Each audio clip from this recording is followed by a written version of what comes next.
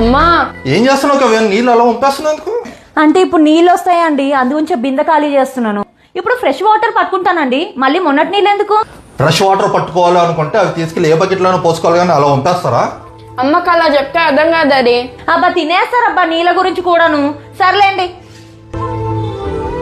నీళ్ళు అని అంటారు ఎప్పుడు చూడు. నేను కవి ఇవాళ ఆదివారం కదా, శుభ్రంగా మాల్కి వెళ్దాం. అక్కడ ఏవో స్పెషల్ ఆఫర్లు ఉన్నాయంట కొత్తగా, అవి శుభ్రంగా ఈ బట్టలు అన్నీ తీసేసి కొత్తగా కొనుక్కుందాం. అలాగే ఫన్ జోన్ ఉంది కదా, పిల్లలు చక్కగా ఆడుకుంటారు. మనం కూడా బయట భోజనం చేసుకుని ఎప్పుడో రాత్రికి వద్దాం, ఏమంటావు? మీకు డబ్బులు ఎక్కువయ్యా ఏంటి? మళ్ళీ ఇప్పుడు జీతం పడుతుంది కదా 4 రోజుల్లో. 4 రోజుల్లో జీతం వస్తుందని ఉన్నాయన్నీ ఖర్చు పెట్టేస్తారా? రేపటికి దాపెట్టుకుందాము, ఫ్యూచర్ కి సేవింగ్స్ చేద్దాము అని ఏమొద్దు ఇంకా.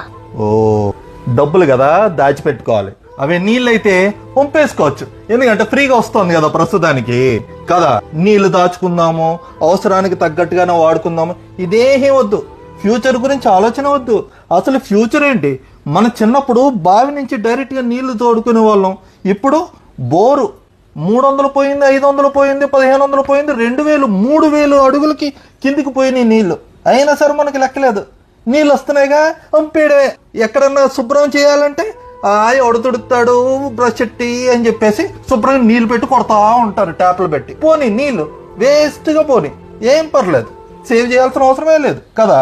అవునండి, ఇంత దూరం నేను ఆలోచించలేదు. మీరు చెప్పింది ముమ్మాటికి నిజమే.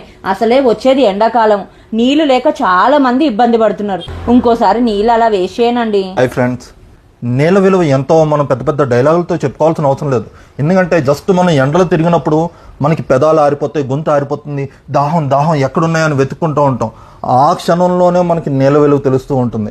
ట్రైన్లో ఎప్పుడైనా వాటర్ బాటిల్ ఎప్పుడు వస్తాడా అని ఎదురు చూస్తూ ఉంటాం చూసారా, ఆ క్షణంలో కూడా మనకు వాటర్ విలువ తెలిసి వస్తుంది. కానీ ప్రాబ్లం ఏంటంటే అవి లేనప్పుడు మాత్రమే దాని విలువ గుర్తుపెట్టుకుంటాం. మనకు అందుబాటులోకి వచ్చేసరికి బోర్డు నీళ్ళే కదా, ఉట్టిన వస్తున్నాయి కదా అని పంపేస్తూ ఉంటాం.